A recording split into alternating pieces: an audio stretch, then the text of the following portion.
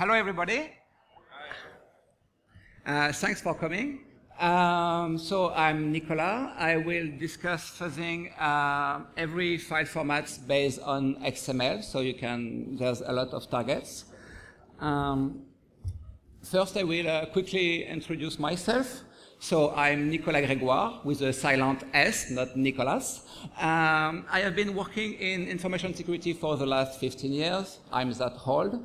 And I run my own company where I'm the only one employee. So it's easier. I hate bosses, so I'm the boss. What else? You may know me from my publication. So I did some publication about web hacking, mostly XSLT and SSRF attacks in bug bounties because my customers don't appreciate that I discuss their bugs. I do some teaching. I have a Burp Suite training and I give talks like today. And I also do some fuzzing, and nowadays is mostly client-side fuzzing like browsers, PDF readers, whatever. And that's what I will cover today. This is the agenda. So I will first cover the previous XSLT researches I did, because it's meaningful for the rest of the presentation. Then I will discuss some great work by other people that inspired myself. Then I will define the goals of this specific project. And then we will cover first the design, then implementation, and of course findings, because luckily I found a few bugs. And then I will open on what should I do in the next months in order to get the most out of this specific research area. So let's start with my previous XSLT researches. So in 2011, I did a talk on abusing XSLT features. So there's absolutely no memory corruption. It's just reading files, writing files, executing code.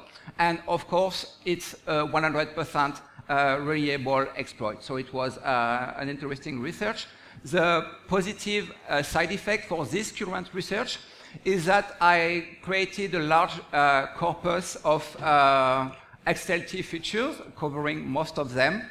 As you can see, I gave an example. You need, in order to reach one specific feature, you need the correct namespace. Here it's SX, the correct node name, output, and the correct attribute name, which is file. And this is used to create a file in /tmp. So this corpus will be reused for my fuzzing efforts. And 2 years later, I did a first try at fuzzing XSLT. It was very basic. I took my old corpus. I used Radamsa to do some dumb mutation and some basic wrappers to monitor and stuff. And luckily, I found a few bugs, even if my coverage was very limited. The takeaway from this research is that fuzzing XML is quite hard, because if you generate from a grammar, you will have too much valid files and you will not find bugs. And if you do dumb mutation, you will break the syntax, and then it's not a valid XML file anymore, so you will not reach any interesting code. So, works from other people, like third-party people. The most interesting idea I reused was reusing code fragments. So, what is code fragments? You take source code, you extract specific parts, like creating a variable, or calling a function, or having a loop, and then you put them in a database or something, and you reuse them when you do your mutation. So it's mostly used for interpreters fuzzing. It was used on JavaScript, PHP, and Ruby by other people than me. The first paper was by Christian Oller, who is working for Mozilla, the security team of Mozilla. And he did a great paper, but the code is not public, unless you are working for Mozilla or Google. So I can read the paper and grab the ID, but no way to reuse this specific code. 2 years later, there's another talk given at Infiltrate in Miami, and the guy compared doing mutation, like dumb mutation, with the first tool, which is Malamute, and doing fragment mutation, but the code, once again, is not public. So, great ideas, but no code. Then, next idea is how to produce your test cases. So, there's a very interesting project, which is called the QuickFuzz project, and their main idea is to mix different ways to mutate samples. So they do generation, then mutation. So they have one high-level production stage, which is based on a grammar, but as I said previously, if you do only grammar, your files are too valid. And then they have another mutation stage, which is the low-level one, which is very dumb, which is not aware of the underlying format, and which is just adding bits or bytes or removing stuff. And it uses third-party tools. Next point, guided fuzzing. So I think most of the people interested in fuzzing know AFL, which is a very good tool by Michael Zaleski from Google.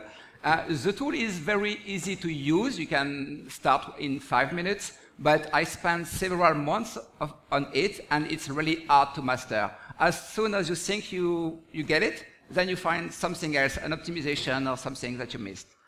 The main disadvantages of this tool is that first, it's not running on Windows, and some of my targets are running on Windows. And the second point, which is very bad for this research, is that the mutation engine is aimed at binary formats. So it works on images, it works on archives, but no way it will work efficiently on XML. But advantages, it has an impressive track record. So it finds bugs everywhere in most tools everywhere. There's a page listing all the bugs, and there's like 100 of them. And there's a very large and active community, and the community provides a lot of additional code. So you have forks, so you have WinAFL running on Windows. You have great patches, so you can use external mutators, so you're not limited to the one provided by AFL. And you have helper, so if you want to minimize your corpus, I recommend to use this specific Python script. Anyway. So it's a great tool with a large number of community-driven code. So if we focus on the patch for external mutator, what is provided is you can have your own mutators implemented in Python. So once again, Christian Oller, I should really thank him a lot for everything he did. If you use AFL, you will see what I mean. You have a new stage, so you have avoc, slice, everything, and you have a new one called Python. And this module is basic. It needs two functions. Init do initiation stuff, like costly, everything costly. And fuzz is called for each mutation, and of course should be as fast as possible, because you are on the critical path.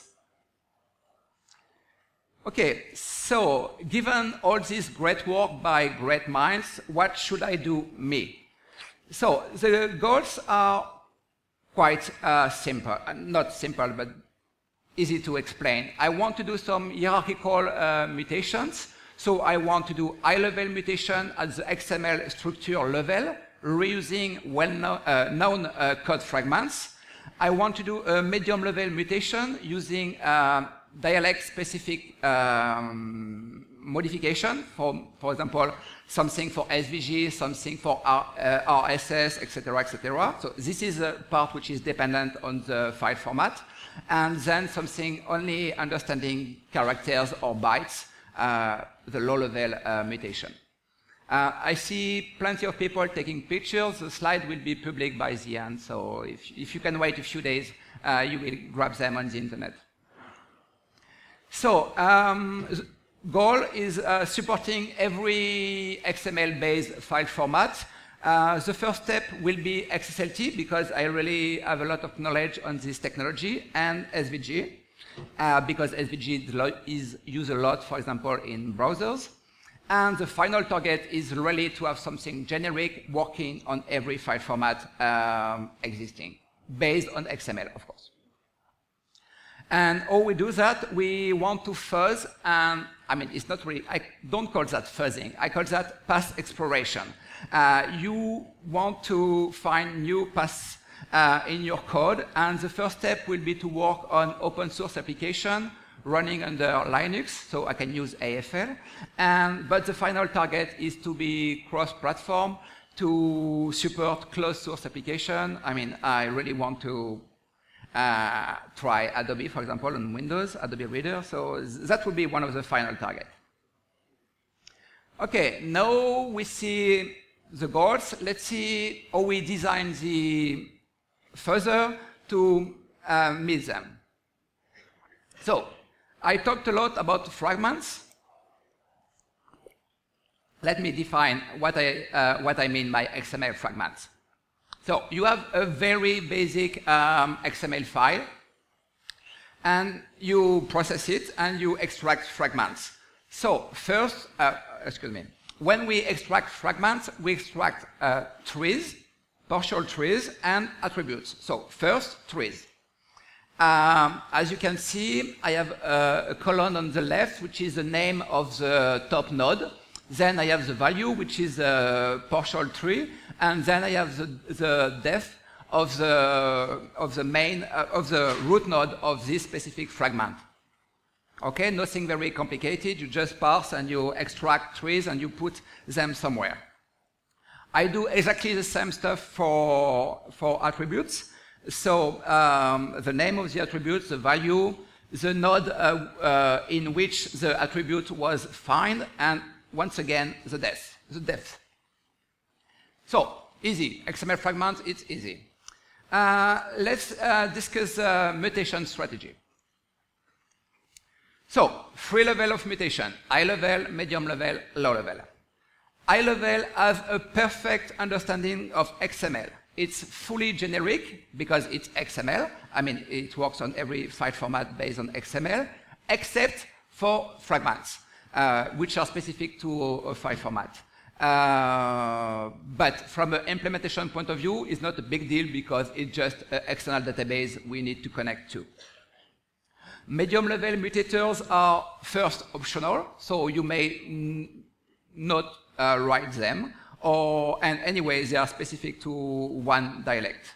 And low-level mutators, they are dumb, they work with characters or bytes, they are fully generic because they are so dumb, and it's done by off-the-shelf tools because there's already enough tools doing that, so I don't need to rewrite something or whatever.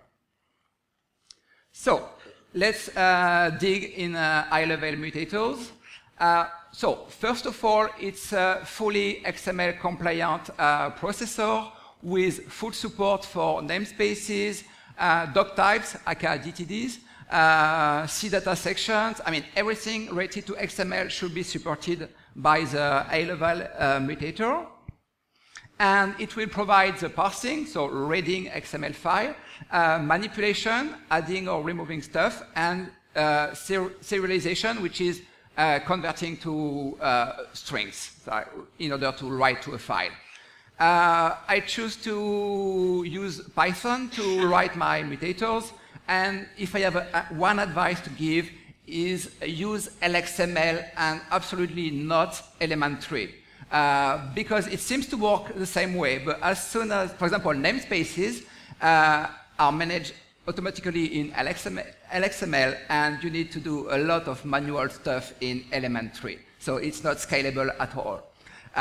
So of course, I started with element3, and then I had to rewrite everything for LXML. So if I can avoid this mistake for you, that would be great.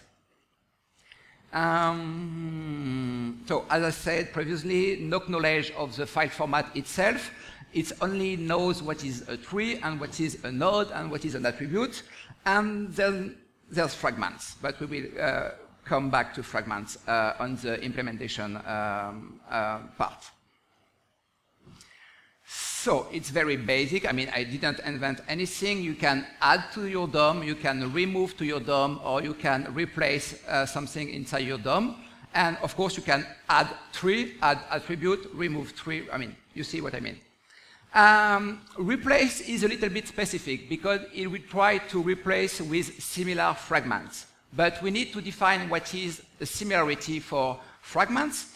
So if we are dealing with an attribute, it could be the attribute name, the node name, so the parent, and or the type of value. Is it a string? Is it an integer? Is it an XPath locator? Whatever. And for tree, it's mostly the name of the top node and the depth of the top node inside the document.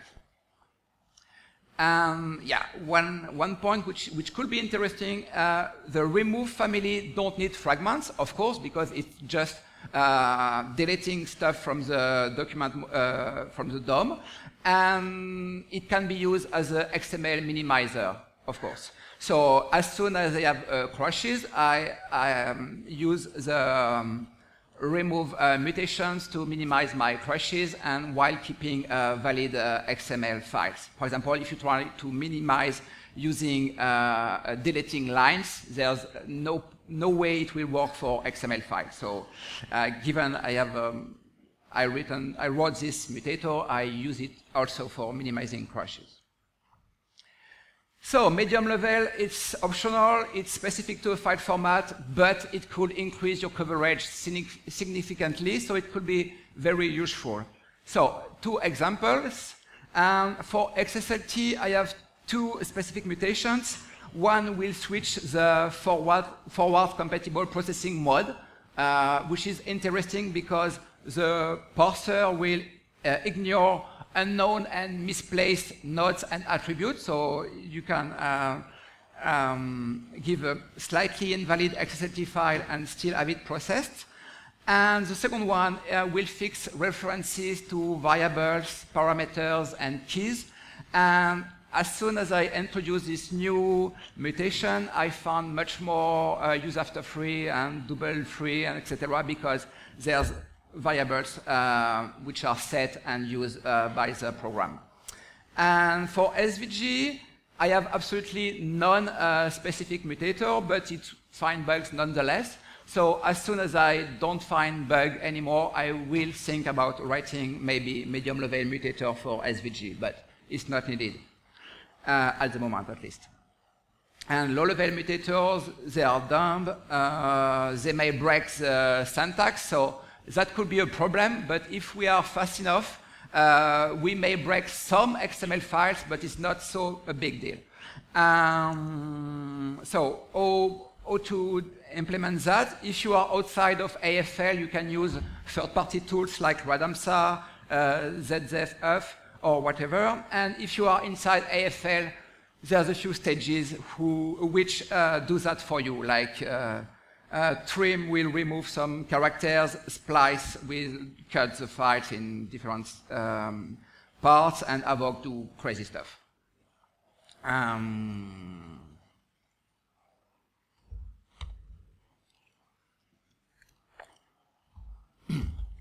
So we have some goals. We spent a few days on the design, and now we need to spend a few weeks on the implementation. So how do we implement fragments? It's based on a SQLite database because it's super fast. It's quite easy to manage. You don't need to set up a server or something. And we use one database file for each file format. So if I want to share my SVG database with a vendor, I don't need to give them all my databases and all the knowledge I have on XML. Of course, sometimes we will read from the database, sometimes we will write to the database. So, in fact, we only write to the DB when we add fragments, and that happens very rarely. So there's absolutely no need for optimization. That would be overkill. But when we read from the database, then we are on the critical path, and for each mutation, we may call the database like 1 to 5 times. So it must be really as fast as possible. And how do we reach something fast. So you need a fast medium first, of course. So SSD is the minimum. Using live memory, RAM memory could be a good idea. And you need to optimize your queries. And in fact, the major gain was on optimizing my queries. So I will give you an example. Something very basic. I want to select a random row in a table, and I use SQLite. So the very naive approach that was mine on the first try is just select from table order by random limit 1. And of course, it will bring back one row. It's super slow, really slow. And if you, I went to Stack Overflow like everybody, and I copy and pasted some optimized SQL queries, which looks like that. So if you think about it, it's three nested SQL queries, but it's much faster than the previous one. It's like 200 times faster. Okay, so it's really interesting to optimize your queries. Yeah, that's all for this one. So the main code is a Python module called XML mutator, and it's like an API, and excuse me, it exposes a few functionalities. So mainly free functionalities. You can add fragments to the database. You can create a mutator, which is long-lived, and you can produce mutations, of course. So adding fragments, it's dumb. Creating a mutator, it takes the name of the file format in order to pick the correct database, and you can use a fixed seed if you want to, for example, debugging or unit testing of your code, whatever. Producing mutation, it's very basic. You can initialize your mutator from a... Oh, shit. I totally forgot to plug my computer, so it will stop very soon.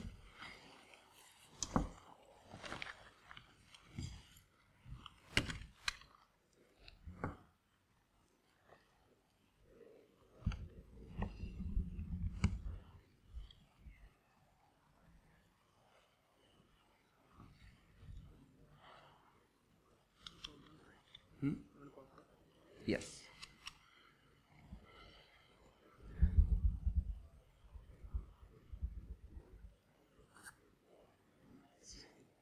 I seriously hope my computer will not stop because I will have to reboot and everything.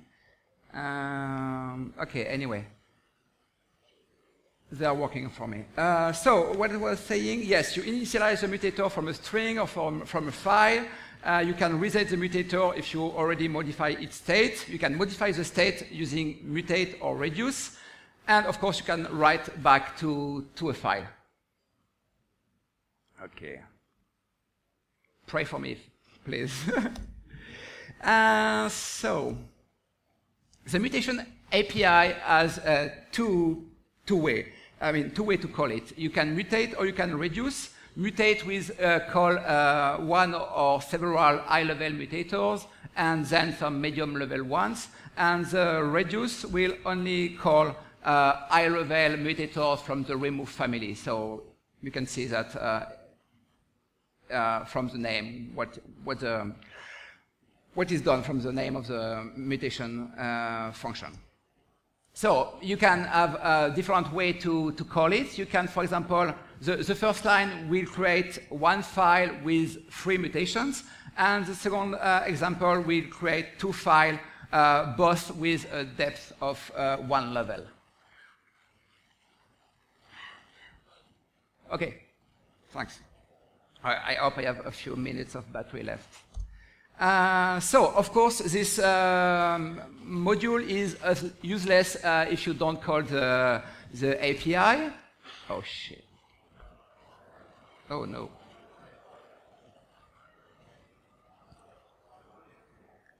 I have a problem.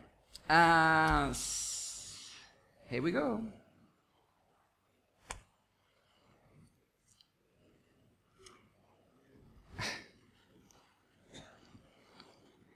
Okay, let's say we have a 2-minute break just to give me some power and restart my computer. To be honest, that's very stressful. I have a question. Yes. Since we have time. Yeah, it's time for question. Perfect. Yes. I'm kind of using the same kind of technique for JSON fuzzing. Do you see any similarities in terms of the XML with JSON? Have you tried something like this with JSON?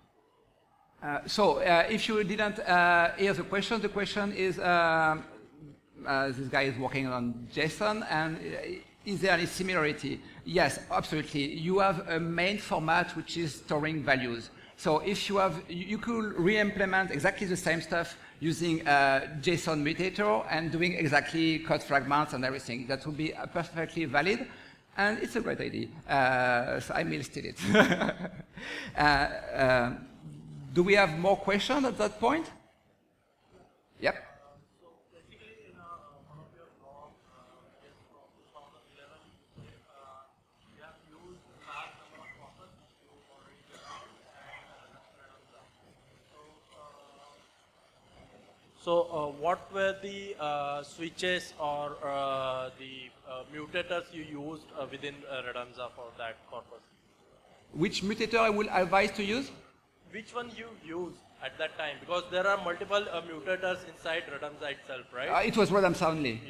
Yeah, but there are multiple mutators. Oh, yes, okay, I got the question. Yeah. I tried both. I tried to force the underlying mutation, the XML specific, but it was not very successful. And in fact, not using any arguments is fine because it's clever enough to do some grammar inference, and it can modify quite cleverly your document. So just run Redanza and it works. Okay. Most of the time. Yeah, okay. And yep. One more thing is the corpus. Speak in the mic, please. Yeah. It should be on. Yeah. Okay, so basically the corpus which you got from your previous work, so have you shared those corpus, or is that available somewhere?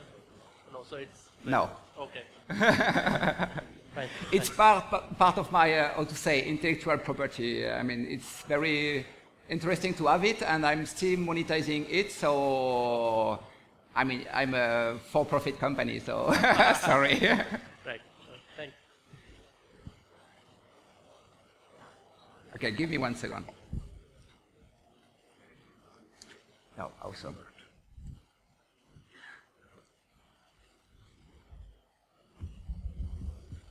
Oh, and is that a French one? Yeah.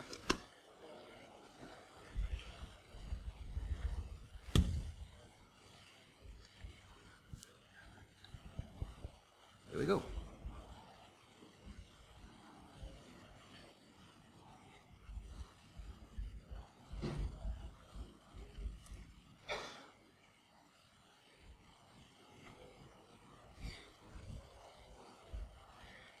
Okay, we start again.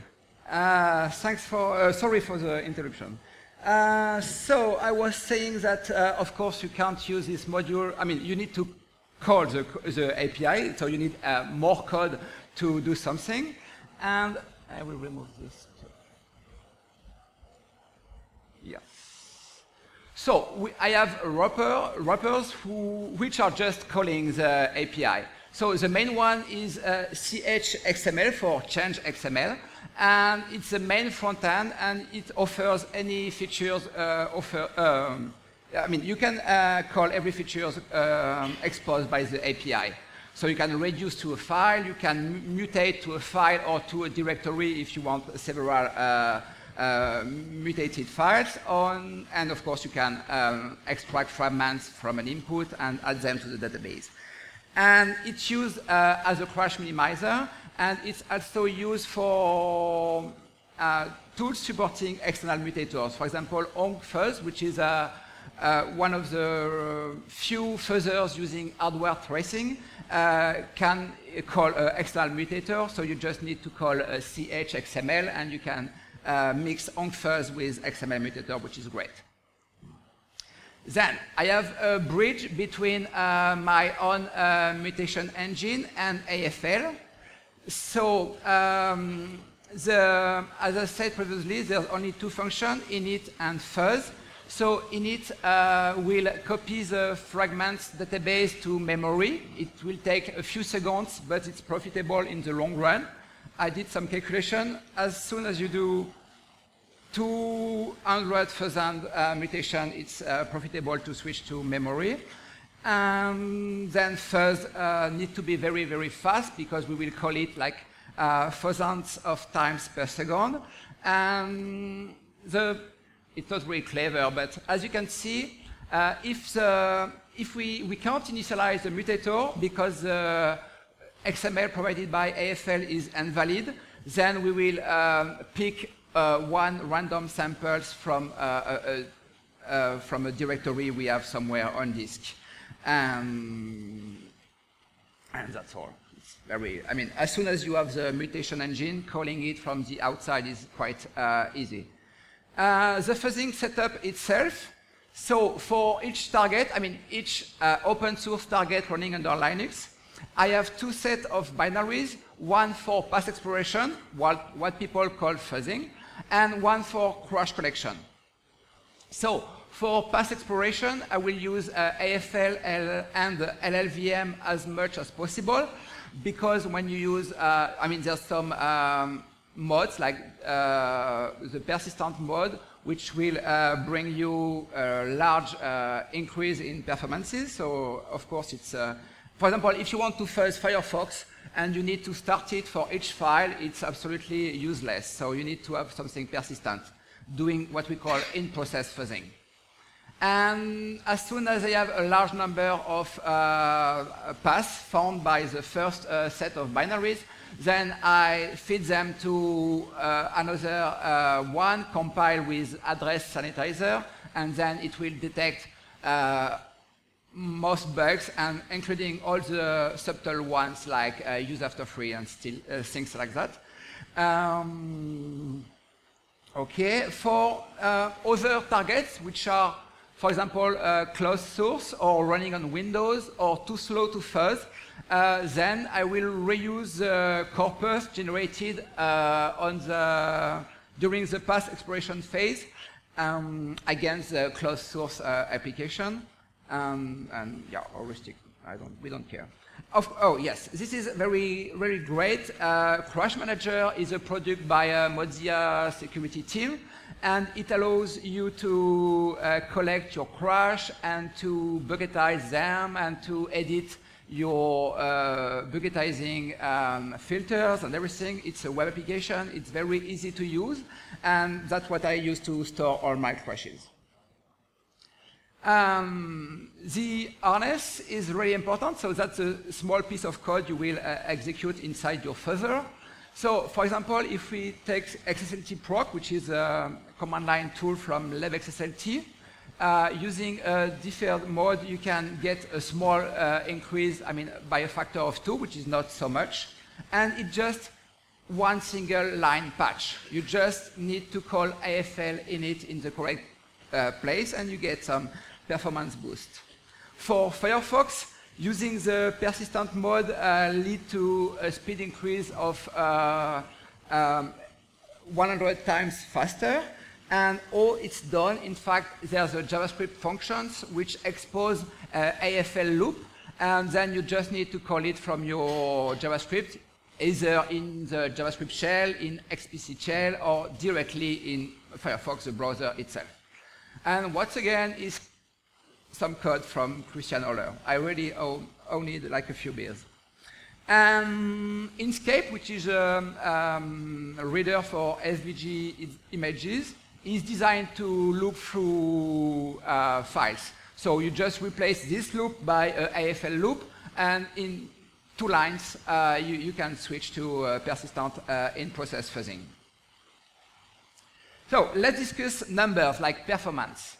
So for XSLT, I have 4 targets. So for path exploration, libxslt, SABLOTRON, which is used in Adobe, Transformix, which is used in Firefox, and XSLT, which is nearly not used.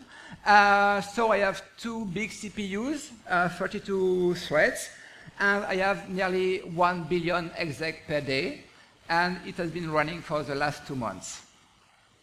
SVG, I have only one target because I just set it up for this conference just to have something to say about SVG. So I started like 2 weeks ago, and I use half of my workstation CPU, so 4 threads, and it's still 9 million execs per day. So it's not as fast as the XSLT test bed, but yeah, I only added 2 lines to INKSCAPE, so it's not so bad. Okay, findings, bugs. So, libXSLT is used in Chrome. It's also used in PHP, in Postgres, and it has been fuzzed a lot. Because given it's used in Chrome, Google will fuzz it, and a lot of people will fuzz it too. And I found a low-impact bug. It's absolutely not critical from a security point of view. It's a security bug, but absolutely not critical, but it shows that my strategy works. Because in order to trigger this bug, you need to call a undocumented namespace, which was included in my corpus from my previous research. So if you enter the namespace in Google, you have absolutely no result. Okay, so if you don't read the source code and write test case for each feature, you have no way to reach this specific bug. So I think it's a good way to measure my strategy. So SABLOTRON is a very old open source library. The last release was done 11 years ago, and it's used in Adobe Reader and Adobe Reader DC, like the new version. Okay, regarding Adobe, I was both lucky and unlucky at the same time. So first, the unlucky part. I had 2 other teams working on the same target at the same time. So ZDI, so they have some internal people doing vulnerability research, and they recently presented a Recon Europe in Brussels, something exactly like looking for bugs in SABLOTRON. And at the same time, Singaporean university had a research project on finding bugs in XSLT inside Adobe Reader. So given that we have a fixed amount of bugs in the code, we will have to share them. But I was lucky too. So was I lucky? In fact, I reported 2 bugs in 2012, and last year the 2 bugs were reintroduced. I have no idea how and why, but the fun part is that when I started working on this project, I take my own proof of concept from 5 years ago, and I just clicked on them, and Adobe Reader started and crashed. I was like, yeah, my VM is so old, and so I update the reader and start again, and a crash. So the fun part, another fun point on this one is that I sell the same bugs to ZDI twice. One in 2012 and once last year. And I think it's okay because the bugs were available in Adobe Reader and exploitable again. So there's no, I'm not cheating. I'm not considering I'm cheating. I just find the same bug in the same product. It's not my fault if it was reintroduced by developers. Oh, yeah, and I found two new bugs, which are use after free mostly. Yeah, the 2 of them are use after free. So regarding Firefox, I found only one. I found one use after free which was fixed in January, and since then I find 3 additional ones which was reported and which should be patched in the next version of Firefox. That's why I'm not giving any detail. XSLT is mostly used in Shibboleth, which is an open source single sign-on project. If you are looking for defense in depth, you should disable XSLT in single sign-on anyway. Just give a look to my previous research. And if you know other products using Xalan C, I'm really interested. Just come to me at any time, and I'm really looking for this kind of information. Okay, so it's a low purity target because nobody uses it, but it's mostly used to generate new paths. But nonetheless, I should report bugs that I found. I found heap overflows, stack overflows, use after free. I mean, as you can see, nobody used it because nobody fuzzed it already. INKSCAPE. So INKSCAPE was added to my test bed just 2 weeks ago. So it's not fully integrated in the meaning that it's not storing, it crashes in Crash Manager. So I just do a quick grep on the log files just when writing my slides. And I found a write to a printable address, so that's probably interesting. This string, the first string in red, as you can see, it's ASCII characters in X, and it reads A minus mod. So you know, if you find this string in your sample, you just need to replace by AAA, and you have a 41, 41, 41 write error. And there's another one which is clearly exploitable. The instruction pointer was modified by the sample, so for sure, I need to check if we control everything, but it's very, very highly probable that it's exploitable. So, what should I do next in the next months? I should do more of everything. I should have more time for triaging and reporting bugs, because currently this is my bottleneck. I'm too busy doing my consulting, and I can't spend as much time as I would want on this research. I want to have more targets, both for past exploration and finding security vulnerabilities. I need to cover more dialects, but as you may have noticed, it's quite easy. Maybe you write some mutators, and you just need to find a decent corpus and transform it to a fragment database. And I want to try more fuzzers, doing coverage guided fuzzing. For example, Talos, which is an entity research from Cisco, publish a driver for Windows where you can use hardware tracing from recent Intel CPUs. That would be awesome. Doing hardware tracing on Windows, if I can reach this state, that would be really a great step forward for this research. So, in order to conclude, this project is very, very, very, very young. Okay, I started it in autumn last year. I ran the fuzzer for a maximum of 2 months on XSLT and 2 weeks on SVG, but I already reached a few goals. Okay, doing gridded fuzzing on Linux, done. That works. Everything related to a mutation, like high level, medium level, that's done too, and it works quite well. I have my XML-aware minimizer, so as soon as I have a crash, I don't need any manual work to get a minimized proof of concept. And I have a very complete XSLT, there's a typo, XSLT fragment database as shown by the bug found in Chrome.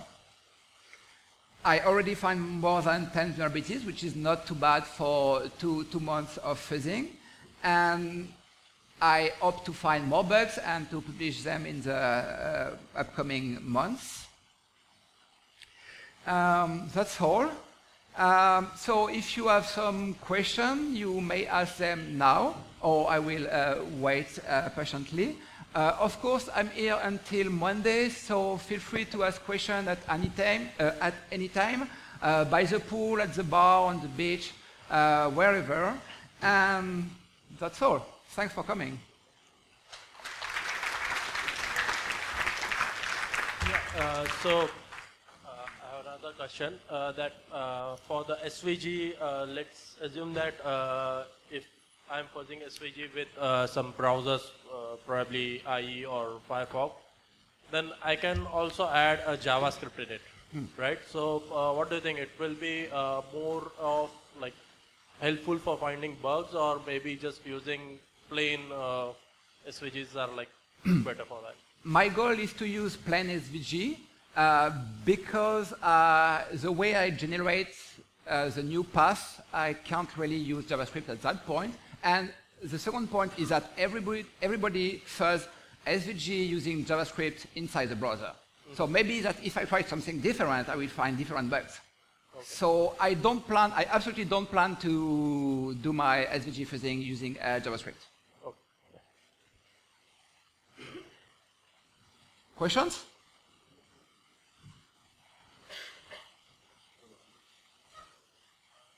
Okay, thank you again, and see you later.